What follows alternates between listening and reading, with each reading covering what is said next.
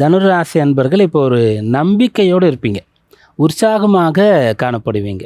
குருவுடைய பார்வை ராசிக்கு இருக்கிற வரைக்கும் உங்களுக்கு ஏதோ எங்கிருந்தோ ஒரு ஆதரவு கரம் நமக்கு நீண்டுடும். கடவுளுடைய அனுக்கிரகம் ஆசீர்வாதம் இருக்குது, நம்மளுடைய பெரியவங்களுடைய ஆசீர்வாதம் நமக்கு இருக்குது அப்படின்ற ஒரு எண்ணம் இருக்கும். எப்படியாவது நம்ம காப்பாற்றப்படுவோம், நமக்கு நம்முடைய முயற்சிகள்லாம் வெற்றி அடையும், நமக்கு உதவிகள் கிடைக்கும் அப்படின்ற எண்ணம் இருந்து கொண்டே இருக்கும். அதை குருவுடைய பார்வையாக குருபலமாக நீங்கள் எடுத்துக்கொள்ளலாம். 5ஆம் இடத்துல சூரியன் உச்சமாக இருந்து புதன் சேர்ந்து இருக்கிறதுனால நீங்கள் செய்த நல்ல விஷயங்களும் உங்களுக்கு இப்போது பலனை கொடுக்கும்.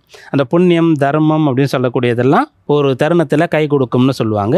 அந்த அம்சம் இப்போது உங்களுக்கு இருக்கிறது.